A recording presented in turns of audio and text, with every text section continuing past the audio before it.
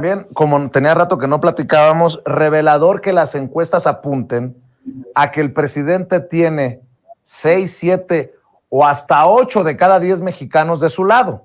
O sea, 60, 70 o hasta el 80% de aprobación. Esto último de acuerdo al periódico La Vanguardia de España. Hablan del 60% en el Financiero de México, pero pues será el sereno. 6, 7, 8 de cada 10 mexicanos respaldan al presidente Andrés Manuel López Obrador. Pero a mí me llama mucho la atención, siguiendo en este tenor de las Fuerzas Armadas, que a pesar de que el pueblo, que la gente de a pie, que es encuestada, asegura que tiene un gran respeto y respaldo por, primero, la Marina, luego la Secretaría de la Defensa Nacional, el Ejército, luego la Guardia Nacional, quieran hacer lo que sus chicharrones truenen en la Suprema Corte de Justicia de la Nación.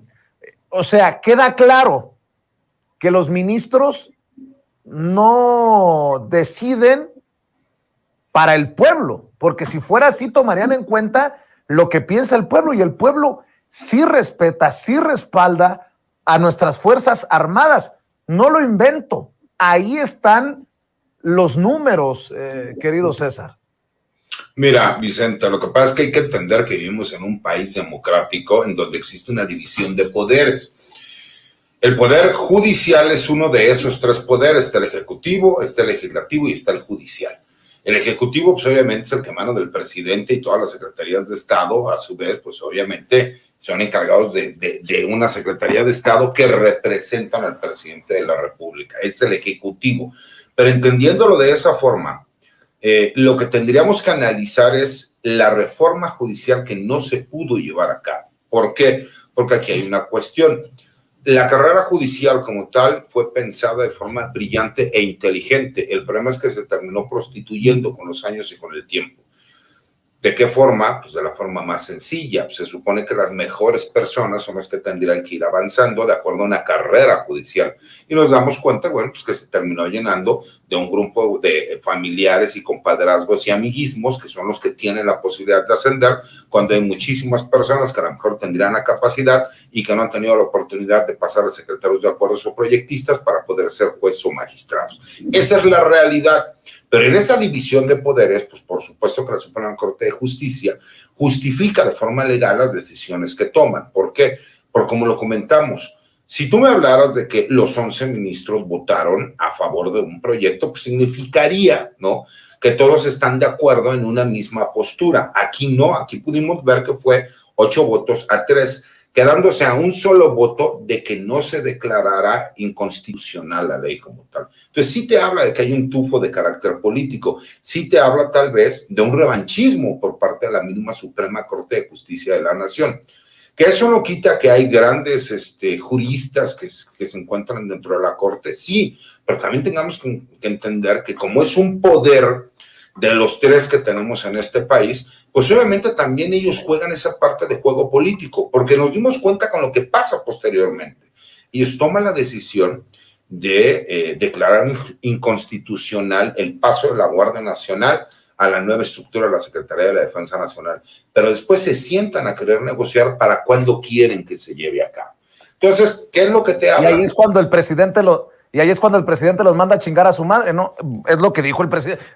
Me aserrané, lo puse en mis términos, pero fue lo que dijo el presidente. No les contesten ni las llamadas. Me queda completamente claro. Lo que pasa es que hay que entender algo. Lo que te demuestra este acercamiento es que la decisión sí fue tomada con un tufo político. ¿Por qué? A ver, yo sé que hay muchos juristas que están de acuerdo y dicen, es que es correcto porque viola la Constitución, no solo en el artículo 21, sino también en los artículos donde menciona que las autoridades militares en tiempos de paz única y exclusivamente podrán llevar a cabo las funciones que esta Constitución les autoriza respecto a la disciplina del orden militar, única y exclusivamente. Ok, voy de acuerdo que esa es su interpretación.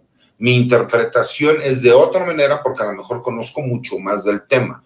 Eso no quita que yo voy a respetar el punto de vista de ellos, aunque no esté de acuerdo.